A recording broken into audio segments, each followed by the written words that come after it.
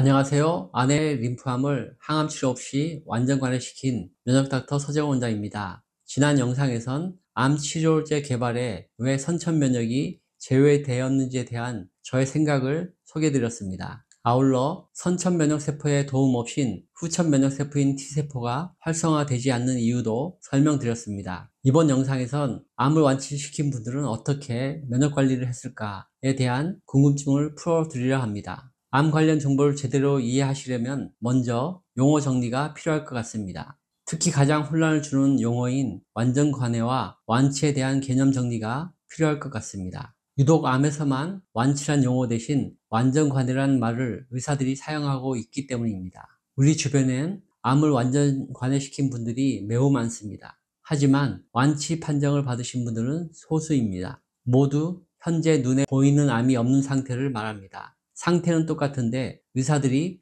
다른 용어를 사용하는 이유가 있을까요? 네, 있습니다. 완전관해란 눈으로 혹은 검사로 암을 발견할 수 없는 상태를 의미합니다. 반면 완치란 암을 치료해서 완전관해 상태로 만든 후 5년 동안 관찰했음에도 불구하고 재발과 전이가 없는 경우를 뜻합니다. 즉 완전관해란 암이 보이지 않는 상태만을 뜻하는 개념이고, 완치란 5년이란 시간의 개념이 더 들어가 있는 것입니다. 하지만 5년 이후에 암이 재발하는 경우도 상당히 많기에 완치란 말이 치료의 종결을 의미하지는 않습니다. 암엔 종결이 없습니다. 암에 한 번도 걸리지 않는 사람이 처음 암에 걸릴 수 있는 확률과 같은 수준이 된 것이라는 정도로 이해하시면 좋을 것 같습니다. 이젠 관해에 대해서 좀 더 자세히 살펴보겠습니다. 보통 1, 2기 암의 경우 수술을 하면 눈에 보이는 암은 사라집니다. 이를 완전 관해된 상태라고 말합니다. 조기 진단의 영향으로 이런 분들은 아주 많습니다. 이후 예방적 항암 방사선 치료를 하는 것은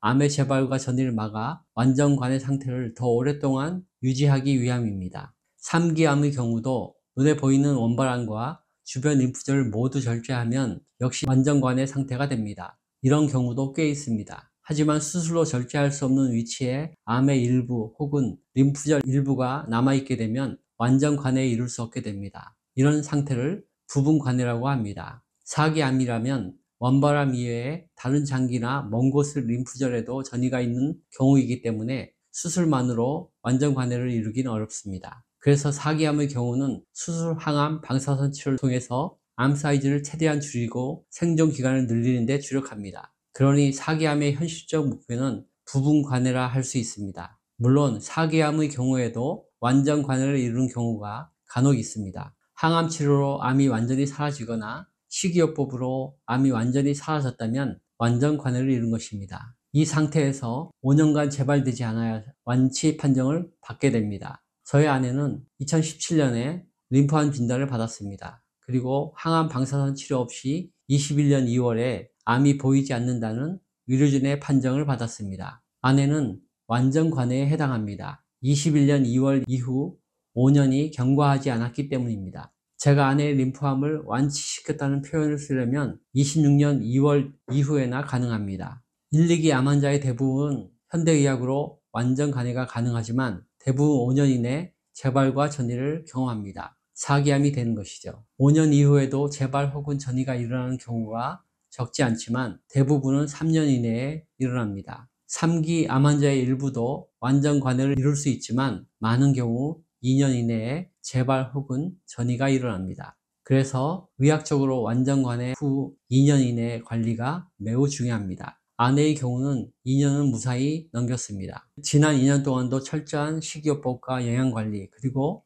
면역치료를 해야 하지만 완전 관해 판정을 받고선 느슨해졌습니다. 전혀 하지 않았던 외식을 간혹 했습니다. 집에서도 생식 대신 일반 식사를 하는 경우가 좀 더 늘었습니다. 물론 저 때문입니다. 아내가 완전 관해 되었다는 것을 확인하자 제가 먼저 긴장이 풀어져서 안전한 외식을 찾아 해보자는 요구를 하게 되었습니다. 아내는 자신과 함께 외식을 금하고 생식을 해주었던 저에 대한 미안함이 있었는지 부담스러우면서도 거절하지 못했던 것 같습니다. 그래서 저는 진심으로 2년을 무사히 넘겼다고 생각합니다.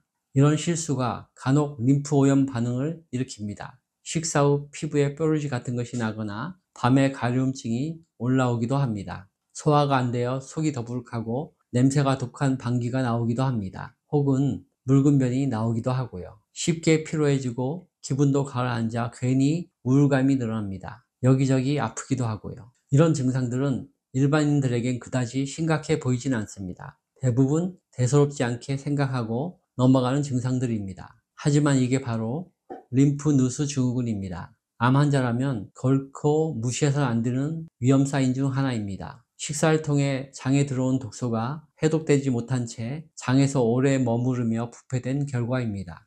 40도가 넘는 따뜻한 장 내에서라면 부패 과정은 빠르게 일어납니다. 부패가스가 생성되면 혈관을 통해 림프관으로 들어갑니다. 혈관과 림프관에 들어온 독소와 염증 그리고 부패가스를 간, 신장, 폐, 비장 등 해독 면역기관이 해결해야 합니다. 이들 오염물질을 다 해결하지 못하고 저녁이 되면 부교감 우세 상태가 됩니다. 그러면 림프 조직이 느슨해지고 틈이 생깁니다. 이 틈 사이로 오염된 림프액이 누수되어 주변으로 흘러들어갑니다. 그 결과로 면역 반응이 심해지고 야간에 열감이 생기거나 혹은 한기를 느끼고 피부 가려움증이 심해지는 것이죠. 이전 영상 밤에 심해지는 가려움증, 혈액암 증상이었다 해서 이 부분에 대해 상세히 다루었으니 참조하시면 좋겠습니다. 그럴 때면 아내는 부랴부랴 효소와 비타민C 그리고 프로바이오틱스를 꺼내어 몇 배나 많이 먹습니다. 암 환자인 아내가 자신 몸의 반응을 잘 알아차리고 해독 영양제를 챙겨 먹는 것이죠. 뒤늦게 제가 알아차리고 20-30분간 정성으로 발 마사지를 해주면 장이 움직이면서 방귀가 엄청 나옵니다. 저는 발 마사지를 하면서 아내의 방귀 소리를 들으면 비로소 안도합니다.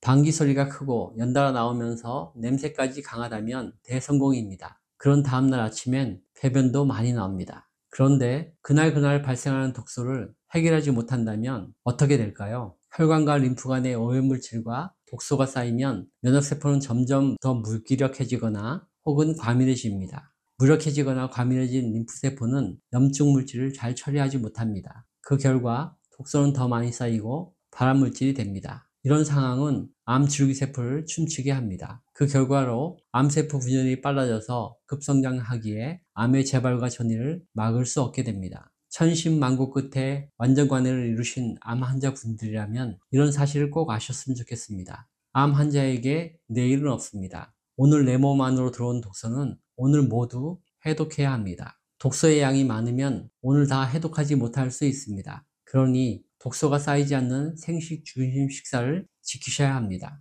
식사 외에도 독소가 들어오는 경로는 다양합니다. 피부를 통해 호흡을 통해서도 들어옵니다. 독소가 많은 환경은 피해야 하고 피부 면역층도 늘 건강한 상태로 유지해야 합니다. 미니멀리스트처럼 삶을 단순화시켜야 하지만 해독과 면역을 위해 갖춰야 할 것은 반드시 구비해야 합니다. 생식분말, 효소, 프로바이오틱스, 그리고 비타민C 이 네 가지는 꼭 구비하셨으면 좋겠습니다. 완전 소화와 당일 해독이야말로 암을 완치시킨 사람들의 철칙이었습니다. 이 철칙을 삶의 루틴으로 삼고 완치하시는 분들이 많아졌으면 좋겠습니다. 영상을 시청해 주셔서 감사합니다. 도움이 되셨으면 좋아요, 구독, 알림 설정 부탁드립니다.